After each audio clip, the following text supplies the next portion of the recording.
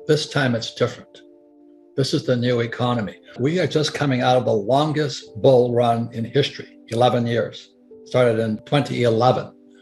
And at 2011, I made the biggest fortunes of my life because that was the MBS, mortgage-backed securities, and the CDO crashes, the real estate crashed. And I backed up the truck and I borrowed $300 million to buy the best real estate all across the Southwest. This is the largest, longest bull market in history. And I look at some of these young kids, and I own some Bitcoin, I own some Ethereum, but they're all saying the same thing. This time it's different, and Bitcoin's crashed. And, the Federal Reserve Bank, I can't believe that. I mean, people say, don't fight the Fed and all this. Well, my question to everybody is this: can the Fed print oil? Can the Fed print gasoline? Can it print food? But everybody sits there and they've been brainwashed by Wall Street to go, do as the Fed tells you to do. Well, you got to be kidding me. Those guys are the three stooges, Janet Yellen, Biden, and Powell. You got to be kidding me. Why would you listen to them? Volcker saying it's going to crush, so he raised interest rates, right?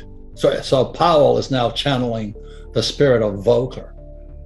And, when Volcker crushed inflation, debt to GDP was 30%. And today it's 125% if you believe the numbers. So if he channels Volcker, and the other thing about history will tell you this: there's never been a soft landing. It's more Fed talk. I've made more money in the last 3 years in my whole life. And so that's what I want to talk about with you today, is that there's other ways of looking at investing, but to think that Powell is going to save you when, as you may know, the reverse repo market is running at $2 trillion a day today. Right. $2 trillion a day. And people are listening to Powell? You got to be kidding me. I own no stocks, bonds, mutual funds, ETFs. I do not touch paper. I'm not saying that you shouldn't, but I'm saying people have been brainwashed by the Fed, the Treasury, and whatever those guys are. Go to school, get a job, pay your taxes, get a high-paying job, and invest for the long term in a well-diversified portfolio of stocks, bonds, mutual funds, ETFs. It was in 1974 when I came back from Vietnam, a two-tour Marine helicopter pilot.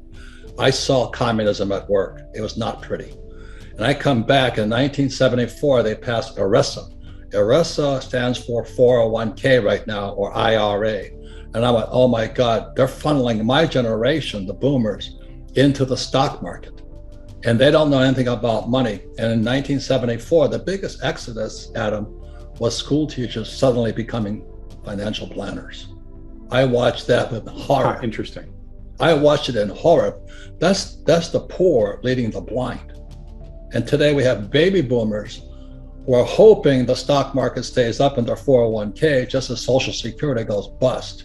You think that's an accident? That's all I'm saying. I'm just a Marine. I'm a dumbass Marine lieutenant. Flew the gunship, went down 3 times. But today I listen to this bullshit and I go, oh my God, how can we be that stupid? Because we went to school, we did as we're told. Don't fight the Fed, do as the Fed tells you. Invest for the long term on a well-diversified portfolio of stocks, bonds, mutual funds, ETFs. And don't worry, Powell is now channeling Volcker. When the debt to GDP is 120%, you gotta be kidding me. So when they were dropping the interest rates, I thought I died and went to heaven, because I'd buy apartment houses. I own 13,000 apartment houses. Every time the Fed dropped the interest rates, it jacked the value of my properties up, but I also improved the properties and I refinance out. So today I own no money in any of my properties. 13,000 units, all throwing cash. They said in a bull market, even idiots feel smart. I'm listening to all these idiots, after 2011, the market crashed in 2008 because the repo market went bad. And the repo market is the credit of Lehman Brothers and Bear Stearns was bad. And they hammered Bear. Anyway, it's a long story. My friends are all inside that world. But then when it came back out, they just started pumping money, just like you said about Christine Lagarde, to start lying. And what they did was they kept printing more money to save a bad economy. It was already crashing again in 2011, but they kept printing money. And today we're going to pay that price. I use debt because debt is tax-free money. So what I did was I rehabbed my apartment, 13,000 of them. I just kept buying more with the cash flow, and I'd refinance out as interest rates dropped. So I'm in good shape now. Then I took them, then I set all interest rates right now. So I use debt. And who's that guy who says live debt free? Well, that's his opinion. I don't do that. I don't flip houses. Remember all those guys were flipping? Oh, everybody flipped. Oh, they were stupid. When the moment you flip, you have a tax consequence. I never flip. I finance out this tax-free money. And not only that, is when I started investing, I had to invest at 12% interest rates. I like debt, and I don't pay taxes. Because every time I borrow more money to float my properties, there's 3 types of tax breaks. I got appreciation, depreciation, and amortization. So I zero out. So my cost of money is, my tax on debt is 0. And I use that tax, appreciation, depreciation, amortizations, all in rich dad, poor dad, to offset tax in my income. When Biden took the Keystone XL pipeline off, my oil I was selling from the ground, which is a tax break also, went from $30 a barrel to $130 a barrel. Today it's like $120. Yeah. But I went, oh my God, this guy Biden is going to bankrupt us. I'm not saying him, but there's somebody who wants to bankrupt, because oil is the lifeblood of civilization.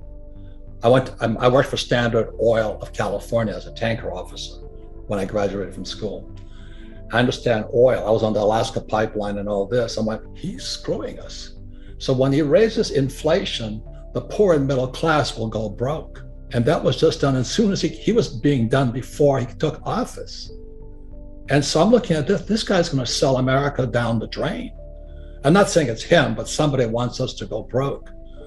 And I'm watching this going, oh my God, so what else can so I have oil wells. I get tax breaks for those, because I don't invest in oil stocks. I work for Standard Oil, but I don't invest in Standard Oil.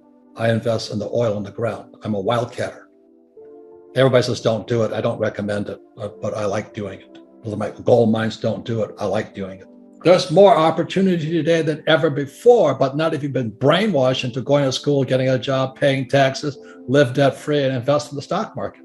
This bubble right now, Adam, is a bigger bubble than 2008. This is the everything bubble. You know, it's going to be not only stocks, bonds, but also credit. But it's more opportunity is going to come out of it. And that's what I'm saying. Be careful who you listen to, because your best asset, but also your biggest liability, are the ideas in your head. And be careful who puts them there.